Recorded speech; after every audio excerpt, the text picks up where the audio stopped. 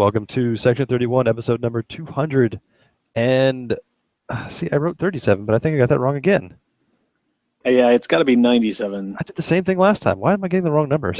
Oh, you know what? Because I did exactly the same thing I did last time. I looked at the list. That was the next number, and it's still the wrong number. All right, well, I'm going to figure out what the real number is. Meanwhile, I'm Dan Hammond. And I am Rogue Schindler. This week, we will discuss, what are we going to talk about? There was some OTF rule changes that we should probably go over. Maybe we talk about some of the background on there. We also have a animated series episode to watch. We should talk about that. Oh, and I went and saw a musical. Which I think was amazing. All right, excellent. Yeah, I see some signatures on there. Did you stay and talk to the cast or what? I did. So Charlie and JD and I made the road trip up, and we knew through a bizarre series of articles and research that there were going to be a few people. So I bought my Sharpie, and we figured it'll be a fun road trip, and if nothing else, we'll enjoy talking about the show afterwards or making fun of the show afterwards. And as it turns out, it was the former. We had a great time. It was really funny and surprisingly well done. And through a random stroke of happenstance, the director, and not just guest director, like he is the program for years and years of the Caltech theater program, is Brian Brophy, who he's a veteran actor and has been in a lot of random stuff, but you would more readily know him as Commander Bruce Maddox. Okay. Of the TNG episode Measure of a Man. Yeah, sure. So we all took our little Maddoxes and got them signed afterwards. He was totally a great sport about it. I talked to him for about 10-15 minutes about making the show and how it came about. They've been working on it for almost a year now, from a table read workshop into actually putting it on stage. And I wasn't going in with the intention of talking about it, but he asked how we heard about it, and I was like, well, it's funny you mentioned that, because I wrote and directed a Star Wars parody musical at the Massachusetts Institute of Technology about 10 years ago, and a friend of mine who knew that saw an article about your show and sent it to me, and I was like, that's next weekend, and I'm totally driving up there for that because that sounds awesome. And there were jokes about Caltech being 10 years behind MIT, and then Star Wars versus Star Trek, and we had some good-natured ribbing and some talk about like how they staged it, and getting the guys to write it. It was all original songs, which was in and of itself a really interesting challenge. That was one thing that, when we did Star Wars, when we wrote our Star Wars musical, we were always like, it'd be fun. We could do a Star Trek musical and this and that, and those were all sort of passing fancies. But one of the things I always thought would be a challenge with doing the Star Trek musical is there's not, unlike Star Wars, there's like, okay, Star Wars, here's the story. This is the story you're going to tell. These are the characters you're going to tell it with. Star Trek, you either have to pick one episode and hope that people are familiar enough with that one episode out of all of the hundreds of hours of Star Trek, or you have to come up with your own episode that still feels like it's Star Trek. And that's what they did. They opted for the latter. It was original series. So Captain Kirk, Mr. Spock, McCoy, and they did. It felt like an episode of Star Trek. With songs. They did a really great job of capturing the feel of the show thematically and also performing wise, and the female lead was an Andorian scientist who was involved with the plot, and She had the shiny silver, 60s costume, and she was a phenomenal job of playing the 60s Star Trek guest star, wide-eyed, and I expected the soft focus to come in every shot every time they did a close-up on her, the way they did on the original series. But she did a great reaction shots. That way, they had a great the way they staged it. The set was basically a box set, which means the main set was always on stage, which was the bridge. But then they would bring things in front of it to like stage little fronts. So we're going to bring in these walls and just put it in front of the bridge set. We'll move these consoles forward. They were all rolly, so they can be other consoles. And my favorite part was they had a dedicated stage, side stage on the front corner that was a step up, and it was decorated to be a transporter pad. And so when they would beam down, they're like, all right, Spock, Bones, you're with me. And they would walk up, and there was a cool lighting effect, and they did the sound effect, and the main stage would go dark, and they kept the lighting effect on the guys, and they were frozen in their transporting pose, and then they would do the set change, and then lights would come up on the main stage, and they would unfreeze, and the transporter lighting would resolve itself, and they would walk out, and it was like, oh, hey, we've transported into this new environment. That is an interesting way of getting around that technological problem. Very good. Yeah. Really inventive. They had a television, a fairly large flat screen above the top of the bridge. So anytime they were, talking to Starfleet or the Klingon vessel, the main view screen, they were all still staring, out the fourth wall, but we got to see what they were seeing on the screen above them, which was a nice touch. Good way of doing that. So they didn't turn around and look at that screen behind them. It was just sort of for our benefit. And otherwise it just said NCC 1701. It was a really good idea. They, there was an anomaly in the Klingon neutral zone. They had to go investigate. The Andorians' science station was the one who picked it up, and that's where they picked up the female professor, because they had to get in, more female leads. So they did a really good job outside of the main cast of filling out the cast with what would otherwise be a very male-heavy cast. They go to investigate. Of course, there are Klingons, and they're also detecting this, and they want to find out what's going on.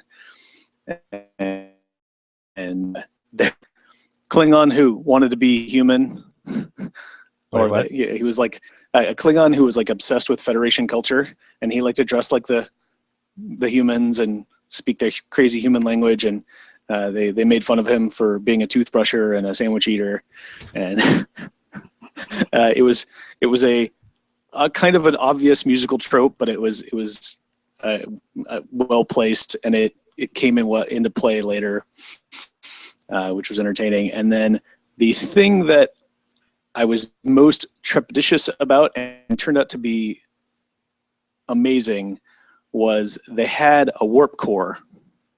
So this cylindrical white screen, which they would roll out center stage when they were in the engineering, and they would shine the lights on it, and it looked like the lava warp core, which was pretty cool. But it also had half of an octagonal plastic wall around it, and we were all the way on that side, so we saw that as soon as we sat down. And JD looks at me and goes, well, I guess either someone's going to beam up or Spock's dying. And we laughed, and we're like, yeah, okay, And then, spoiler alert, I guess, which is not really relevant because the show's closed already, but they get to the end, towards the end of the show, and they really need to divert the anomaly away from Kronos to save the planet, but the Klingons are attacking because they don't trust them, and it knocks the warp core out of alignment. It can only be realigned manually, and there's too much radiation. And Spock runs off, and they basically did, the end of Star Trek 2. It was like, okay, Spock reset the warp core that just in time. They were able to divert the asteroid, and Kirk comes down, and they have a song instead of the scene that was probably the best song in the show. I was like, you guys can't do this scene and screw it up. There's just like, they already did that in Into Darkness. It was a little too weird.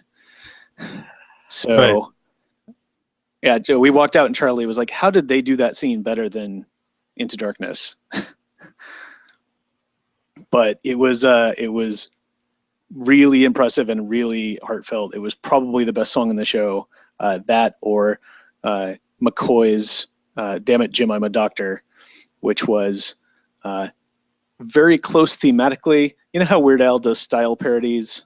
So it's not quite a particular song, but it's definitely that style. Mm-hmm. There was a Modern Major General style, here are all the things I am not, because I am a doctor, damn it. Which brought the house down. It was very good, and it was in that style. You know, it kept repeating, or it kept accelerating with each repeat of the chorus of each verse, and it got faster and faster. It was really good. But that was a great patter song. But this song was I think even better, and it was great to end the show with that. That was the penultimate song. But then they did a great job of, right at the beginning, they had laid in the Andorian professor who had been studying the anomaly, had installed, had these augmented glandular enhancers that helped her tolerate radiation absorption because of her field of study. And they mentioned it at least twice, maybe 3 times throughout the show. So you get to the end and Bones is like, oh, wait, let's do a train. Normally we wouldn't be able to stop this, but we have these Andorian with these very specific glands. We can do a transplant. You'll lose an antenna, but we might save Spock. And since she was in love with Spock for the whole time, it was a no-brainer. And then, of course, he lives because they can't kill him in still original series. And then they all live happily ever after. But it was really cool. They did a good job of making it feel like a Star Trek episode. And it turns out neither the Klingons or the Federation were attacking. It was a Romulan plot to get them to go to war, and they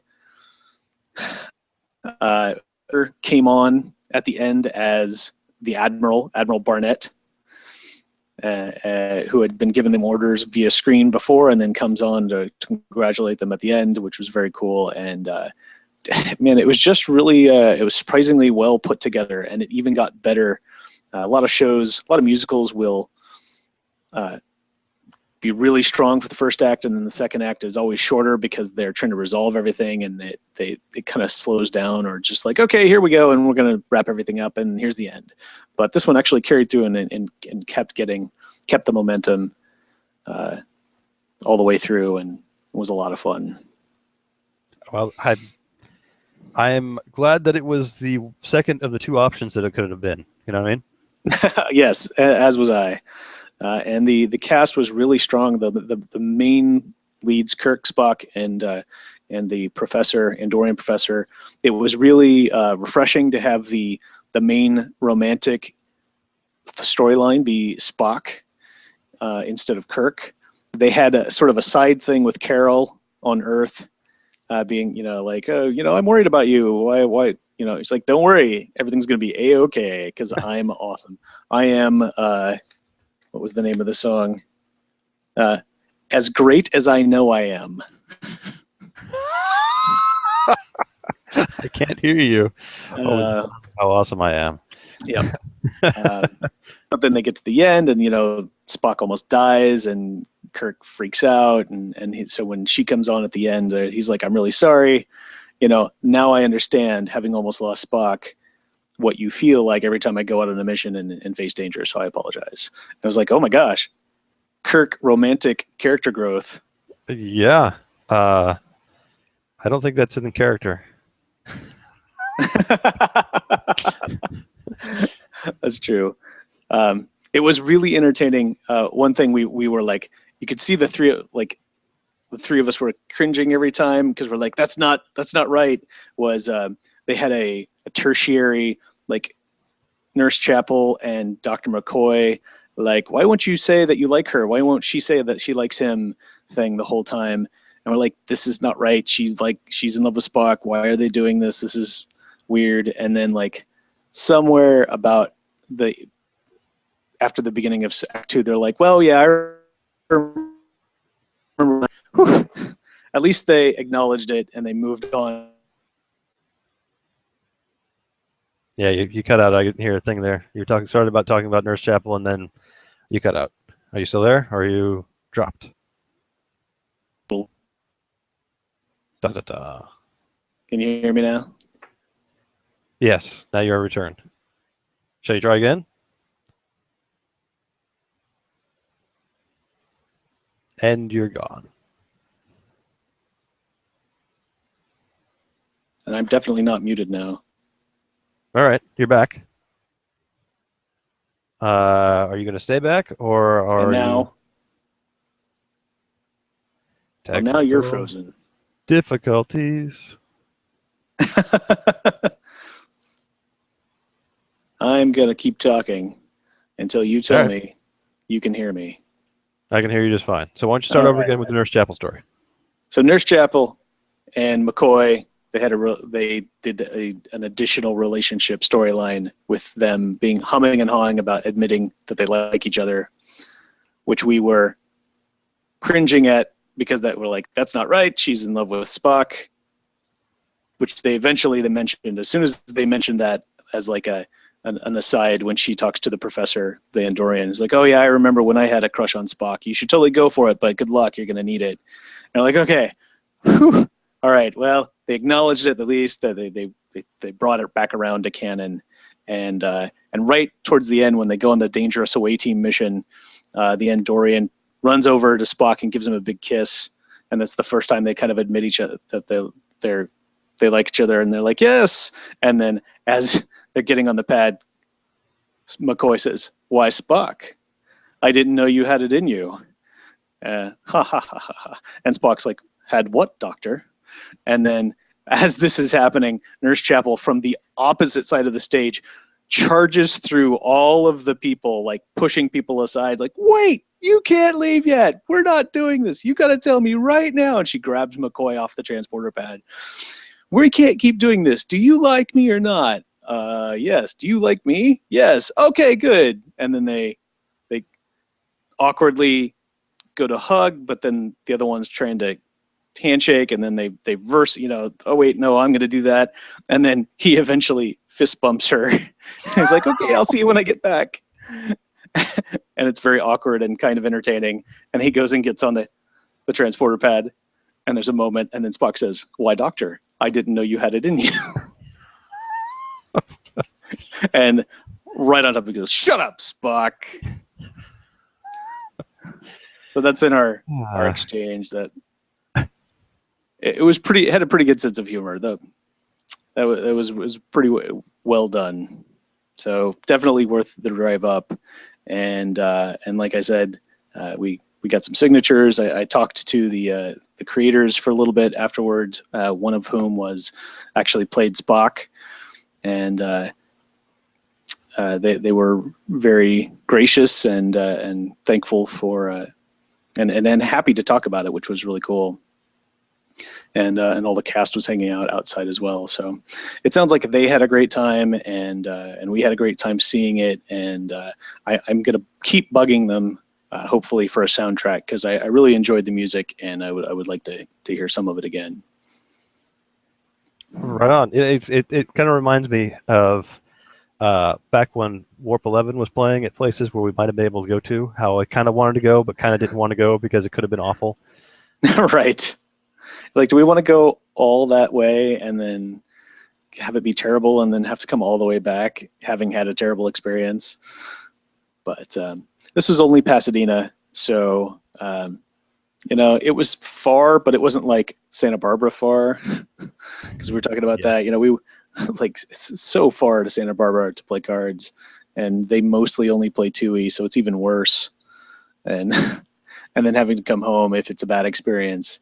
But I think we were pretty confident with the company that we had that at least it would be a fun road trip. So, and like I had brought my mix CDs, Star Trek mixes for the drive up, and we listened to those. And I was going to put, and I didn't even remember to put them on for the drive back. We had the radio off the whole time because we were talking about the show all the way back.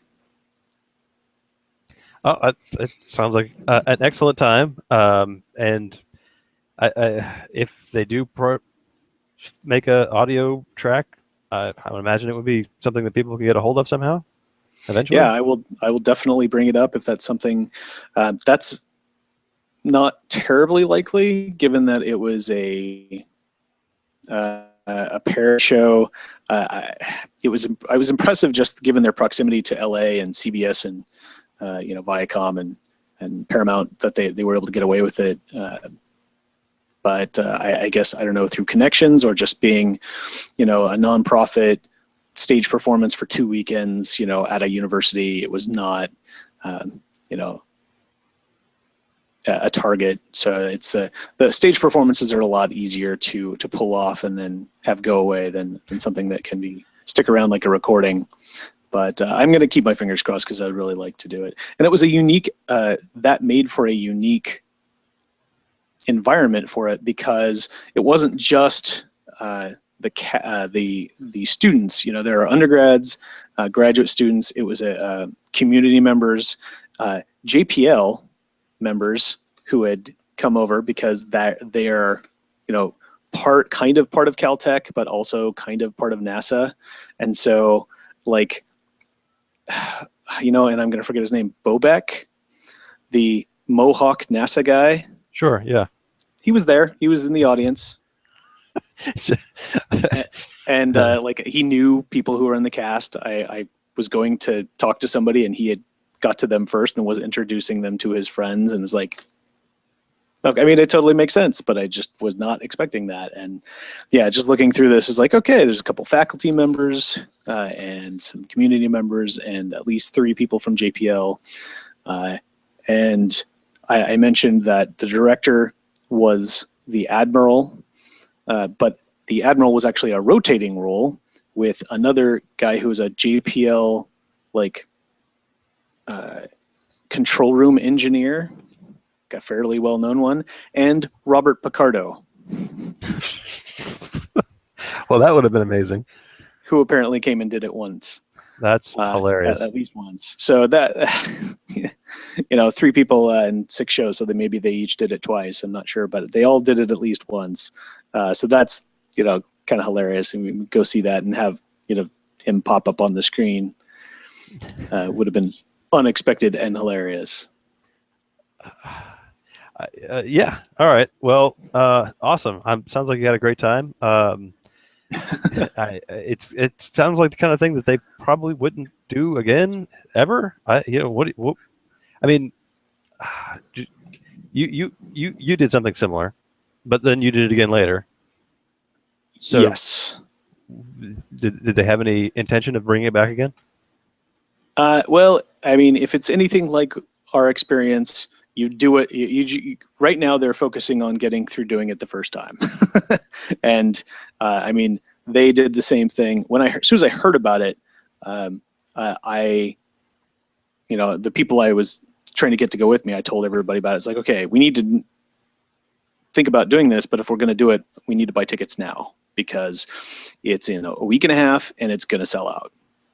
Because when we did it, every show sold out, and we were always turning people away. There was always people who were sad who tried to come the day of, and this was no exception. We got there. In fact, we hit some pretty bad traffic, and we only just got there about 3 minutes before curtain. And I was kind of afraid they might have been trying to sell our tickets to other people who were trying to get in, waiting for cancellations or whatnot. So we managed to get there and get in, but yeah, they sold out every performance. So, if they have more, if they want to do it again, I'm sure that's something they'll probably talk about. If it was, it was because it was so successful. I don't know. Usually, if you're going to do it again, something has to have changed or be different. I don't know if they get a bigger space so they could hold more people and have bigger performances or have more performances. Somebody on their Facebook page replied, "Hey, this was great. thanks for. I can't wait to see Boldly Go: The Next Generation, which if they've already working on that, or if they decide to start working on that, maybe they'll come back for that. But who knows? I'm definitely going to keep tabs on their group online though, and if it comes back up again, I'll go again, and I'll let everybody know about it. All right, sounds good. Well, shall we move on to the opposite end of the spectrum? Oh yes, and when we got these, I managed to get an extra, so this will be a prize at our second edition regional in Ryza. So if you are a fan of androids and would like a signed Bruce Maddox for your deck, you should come play in our regional. And when is that? Do you know offhand? Not yet, but I likely in June. Okay. For some reason, I see the first edition of the Tribbles. Yeah, But, I know we put in for that because we wanted to get it sooner rather than later. Yeah, I don't see second edition on here. All right, very good. Well, then it shall be a prize, or I'm sure that will happen. Brilliant. We both experienced a different Star Trek media, and that was the animated series, How Sharper Than a Serpent's Tooth. So you saw this 2 weeks ago, and I watched it over the weekend. I can't say that I hated it, but man, this was just a weird episode. Really weird. Yeah. Well, it had strains again of other episodes, both past and future. So it's kind of one of those where, like, this is clearly on the right Star Trek track. It feels a little bit too much like Who Mourns for Adonis.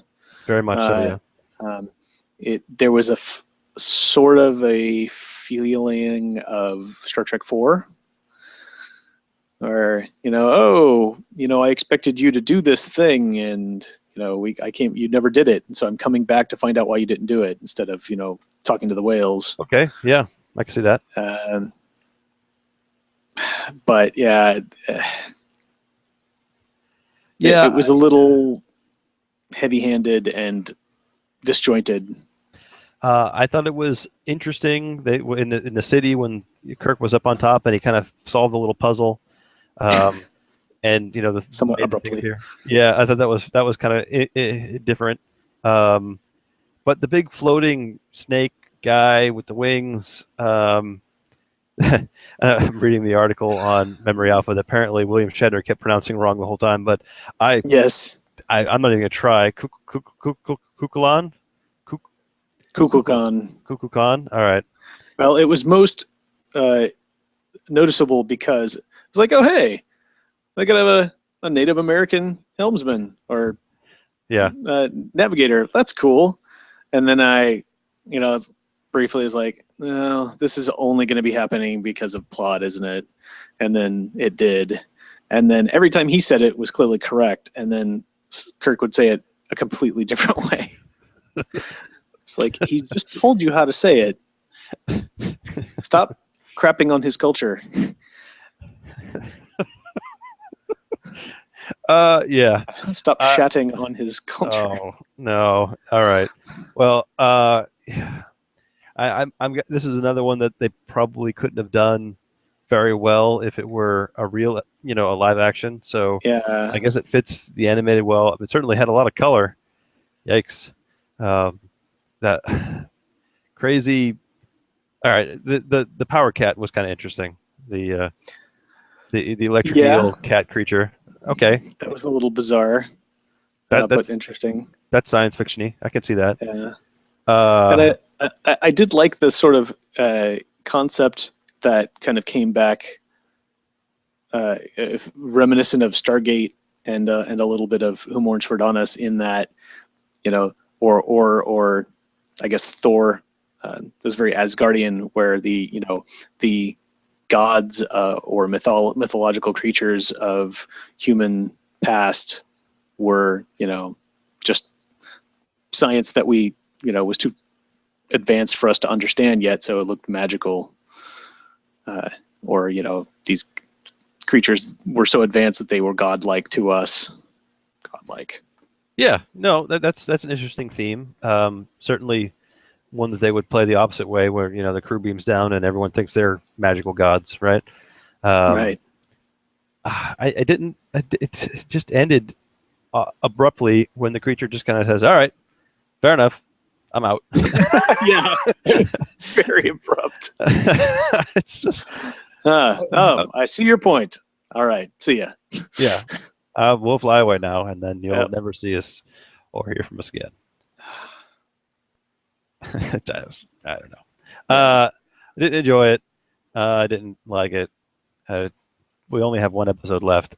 Do you think the last episode is going to be better or worse than this? This is something we should have done every time. All right. What's the over/under on it being over or under? Yeah. Well, every time I would have bet under. So, really, even at the depths that we've been through, I can't get any worse than this. Oh God. Well, the last episode of the original series was probably one of the worst. So, who knows? This one again is sort of that representative of that middle ground. That kind of, this was not terrible, but it wasn't really very good, and it wasn't very interesting. There were some concepts that there were glimmers of hope that never did more than glimmer. And so, this is kind of the par for the course. So this is about what I expect from the final episode. All right. The last episode is called The Counterclock Incident. It is, I'm going to guess, a time travel-y thing. And, I think there was an episode that I read something about a long time ago, and I don't think we've seen it yet. I think this is it, and I'm prepared to be super disappointed. Yeah. Yeah. You know what? I just clicked on the picture on the next article, and I'm already out. This is going to be awful. All right. Well, it's one more week, so. It's one more week. I've got, and like I said, I've got an idea of something to do after this, and it's going to be just as bad, I'm sure. But we'll get through this. We'll talk about it as a whole. We'll do that next week. Yeah. And we'll have a tournament report next week as well, right? Correct. We will have 1E OTF constructed. How's that for a segue for you? 1E OTF constructed. So you'll have some new rules to play with. We will indeed. Mostly. Well, certainly for our group, I don't think it's going to be much different, because most of us play with these ref cards anyway. Thomas, I think he's the last several tournaments, he's sort of foregone ref cards on principle, but I think for the most part, everyone in our group, maybe with the exception of Thomas, not only plays with them, but also plans around them.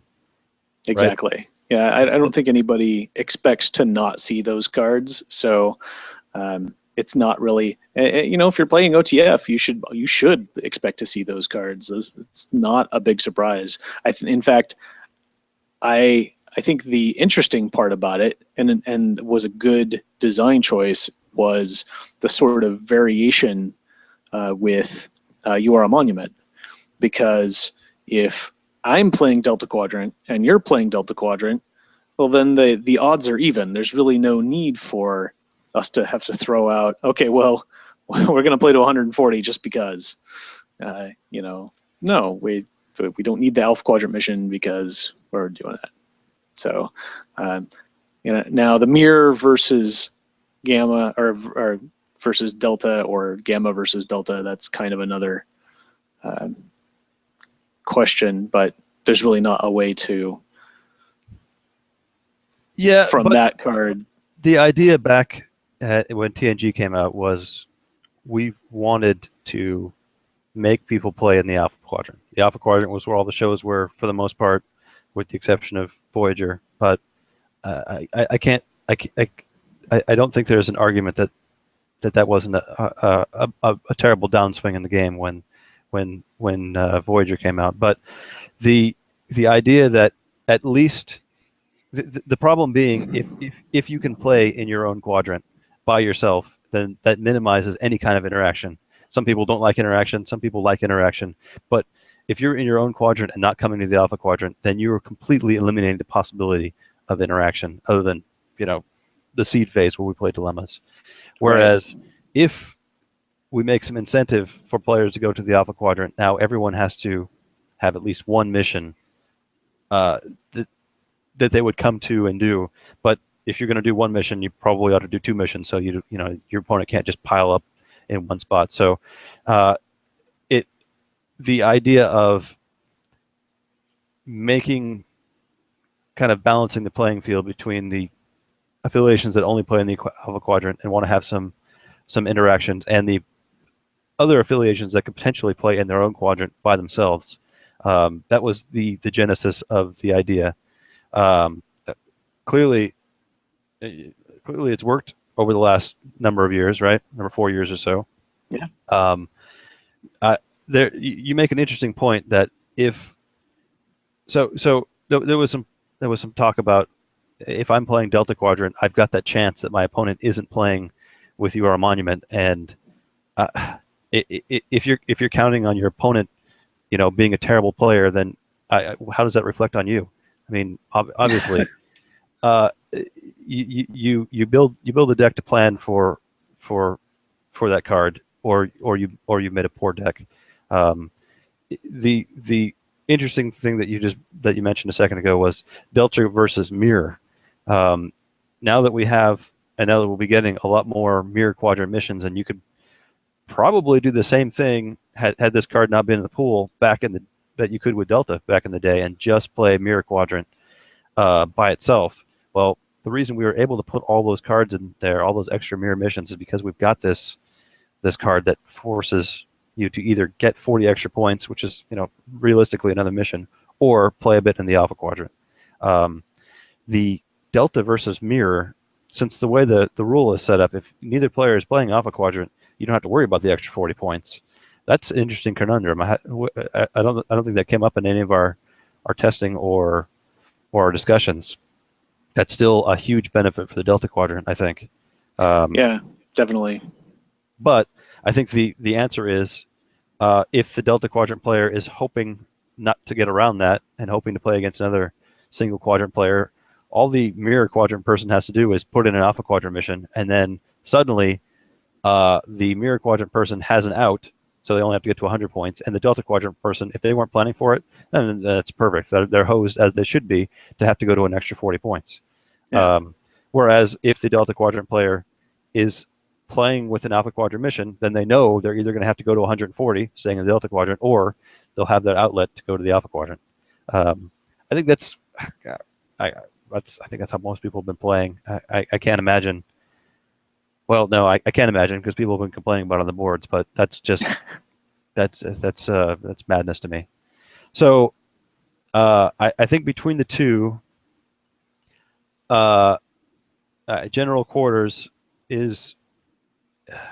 it was designed to slow things down a bit, and I think that hit the Mirror Quadrant pretty hard. I'm surprised that we didn't get more complaints about that. But the UR Monument is honestly what's allowed so much of this extra mirror stuff to take place. We certainly wouldn't have made any extra missions had they not been there. And codifying the rules just makes it one less, gotcha moment for, anybody really. Yeah, I mean those are both game balancing rules, and I can't imagine there being such a resurgence in the game without those. Particularly trying to encourage play in the Alpha Quadrant. I know TNG was overpowered when it came out, the continuing mission. But there were several different decks you could play, and you could play those, which was a little bit like Delta. But even with that powered down now, I really don't see their, like we really want to try you to try to play with these original affiliations again. But why would I do that when I'm just going to get pummeled by all of these Voyager decks? And without those two throttle cards, that really became the equalizer to level that playing field. That I do not see there being the resurgence that we've had in these last few years. I think those have really been an impetus for saving and restoring this game. Yeah, sure. I think it's been nothing but a boon. There's been some talk on the boards about other potential changes. I think one was put out jokingly of villagers with torches. Villagers with torches have been around for a very long time, and the question was, should that be a rule in OTF? And I can't. I think that the meta around the decision to redshirt or not is so different than the other things that we've been talking about that I don't follow it. I mean, I made a post discussing what it could look like, but I don't think that's. I just don't think that's something we need to do. I mean, there's so many other things, so many dilemmas that we've put out that really hurt you bad for redshirting. Civil War doesn't allow you to redshirt at all, even in space, which I think is that's the kind of thing that for that problem, I think that's a better solution.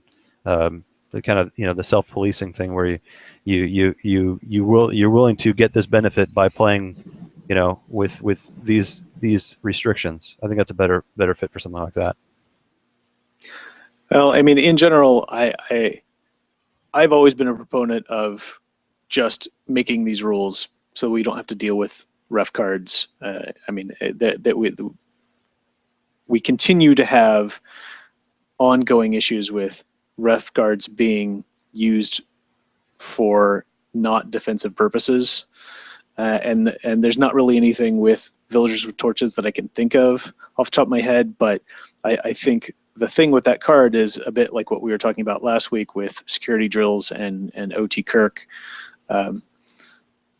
which is the threat of it is much more powerful than its actual play.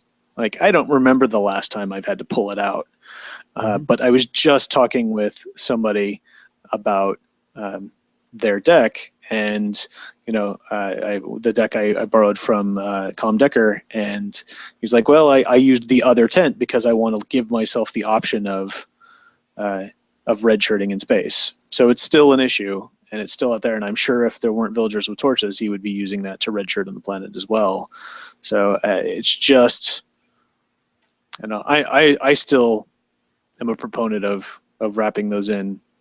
So I'm thrilled to see another couple of rough cards come off the list and just become rules. I know some people are like, well, we're going to be just too many rules and too many things to remember, but you already remember all of these things because you have to worry about them as ref cards, whether or not they're going to come out. If they're just rules, then you don't even have to worry about whether or not they're going to come out. You just know that those rules are in effect and they're part of the game. And if you don't like those rules, that's what open is for. Well, the problem with that theory is as we errata more and more cards, then they are errated for all formats. So one of the conundrums that we have as someone trying to decide what we're going to do is I very much don't like having this pile of ref cards to take around in every deck I play with, right? We want to get as many of them out as we need it. So, I mean, would I rather play a deck without villagers with torches in it because I know that you can't attempt with less than 3 people? Yeah, I mean, I guess. I mean, that certainly would make it easier for deck building. But on the other hand, if we were to take all of the cards that are ref cards and go along the path of making them irrelevant because the cards that they nullify don't exist anymore or are fixed. Like, take for example Rogueborg Mercenaries. If we come back in and make a an errata to Rogueborg mercenaries, and I know there have been dozens that have been suggested. Some close to the original, intent of the card, where you take over a ship. Some vastly different. To download a non-Borg drone to hand, right? Just vastly different things. If we go that way to fix and get rid of ref cards, then we're not just changing OTF, we're changing open as well. And so you can't say, well, just go play open, because now we've gotten rid of that element. And as much as I don't agree with it, some people really enjoy playing with things like Rogueborg Mercenaries, where you just ping your opponent to death. I'm not above it. I certainly played it back in the day once or twice. Once. Well, I'm not suggesting going through and erratating all the cards. I'm talking about eliminating the need for ref cards because the ref cards are rules. Right, but that won't affect Rogueborg Mercenaries, because that would either be on the OTF ban list, in which case you can't play with it in OTF and you can play with it in open, or there would be some kind of OTF rule that would take the place of whatever the ref card is that affects it, that would then you can play with it, but it's going to be affected by this OTF rule, but only in OTF, and then it's still usable in open. I think that's a great idea, but there is another faction, and again, we're not going to be able to please anybody, but sorry, everybody. I think I said anybody, which is funny. Well, you can't do that only when you're trying to please everybody. Yeah. That says, the OTF ban list should be reduced to as few cards as possible. And if I'm not mistaken, there's a few that should be coming up soon that'll be coming off the list in time for regional season, which should be great. That'll be huge. But we can't have both. We can't say, okay, it's banned in OTF, so we don't have to worry about it. Now you don't have to use a ref card, and let's take as many cards off the ban list as possible. There's just so many different paths that everyone seems to want to go in different directions, and we can only do so many. So I think we're gonna probably end up, somewhere in the middle, where hopefully the most active players and the most players who keep playing are at least happy enough to continue.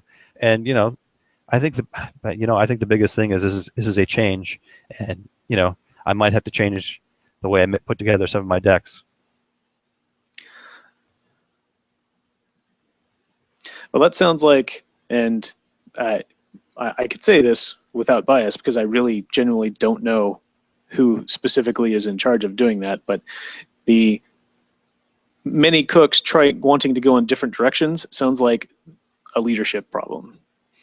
So either, because I know there are this group trying to do this, and this group trying to do this, and this group trying to do this, but I'm pretty sure they all report to a brand manager or a design manager or something, and that person needs to come up with a unifying decision and go for it, because otherwise you're gonna you can go so far, and either at best you accomplish little or nothing with people pulling in different directions. At worst, you start drawing and quartering the game. Yeah, and I can't argue with that too much. I mean, this change was ready to go in October, and we just kind of kept punting the ball down the field. And the reason it went up without much of an article, a very short article, is that we needed to get something up before regional season was upon us, and this is not the kind of change we could make between when regional starts and when Worlds ends. It's got to be in this little pocket of time, preferably in the middle of the winter when you're in the middle of leagues and you're playing, testing new stuff out, getting ready. I even think this is too close to regionals. I would have rather done it in January or February, maybe with a bit more descriptive article to go with it, but and I'll take some responsibility for that, because I've been pushing for this from behind the scenes and didn't actually write the article. I could have taken a little bit more on that, but yeah, I think it's something that we've needed to push through for a while, and I'm glad it's finally done. And I'm looking forward to moving on and going up from here. I'm actually looking forward to seeing what comes off, if anything comes off the ban list in the next few days to accompany this. Cool. Well, I'm definitely looking forward to this being included, and I don't see it having any major effect on our particular environment, but I'm definitely looking forward to seeing how it affects other people as we move into regional season. Yeah, I'm trying to think of some negatives that would come through from this. There's going to be a little bit, since there was a small change to how scoring works now. It's no longer now I'm confused because we've gone back and forth so many times on this. The rules went back to the original, back in the day, intermix ratio. No, if you have more bonus points than non-bonus points, the excess don't count toward winning. So it's going to take a little. This is.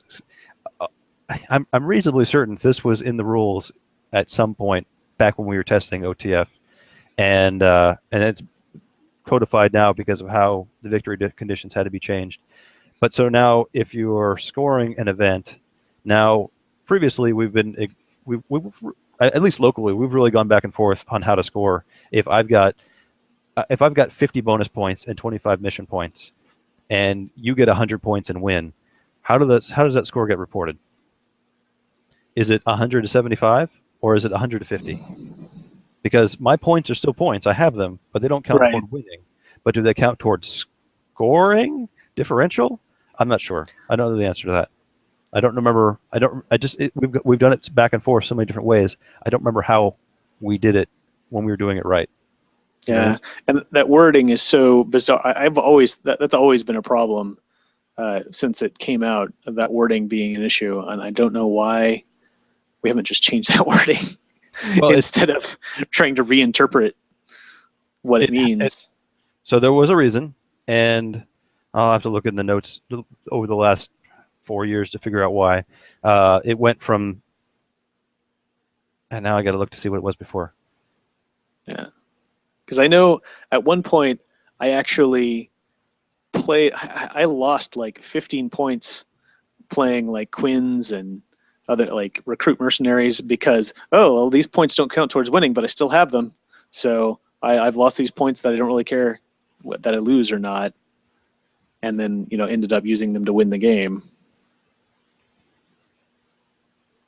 Yeah, I'll have to look, and I can't pull it up here quickly, but it's going to take some time to figure out how to do scoring correctly again, and I just remember it being confusing. So we'll see how that goes. All right. Well, we'll give it a test run this weekend, and we'll see how it works out. We'll talk about it next week. That's what OTF is for, right? I mean, if there's something wrong, it's rules that we can change. It's not a permanent document. Right, and it's not a card that we have to errata, which is always a pain. Yeah. Yep. Exactly. Very good. Cool. Anything else we want to discuss tonight? No, I think that's it, and I think that's been a lot. So I think we can look forward to getting a report on how that works out from next week's tournament. I look forward to hearing about it. I have a baseball game in the middle of the day. So had we been playing in the normal 3 o'clock time, I might be able to make it out, but I'm not going to be able to make it. It's going to be the second baseball game of the year, so I can't miss that. Tell me how it goes. All right, will do. Good luck with the baseball game, and we'll text you for tribbles if that becomes a possibility. Tribble sounds good. Let me know when you guys wrap up. All right. All right. Well, that's just about all of the intelligence we have this week. You can turn in next week for our tournament report, our OTF update, and the animated series finale. In the meantime, I am Sir Rogue. And I'm Sir Dan. And I will remind you all to expand your musical in the universe. And I will draw the end.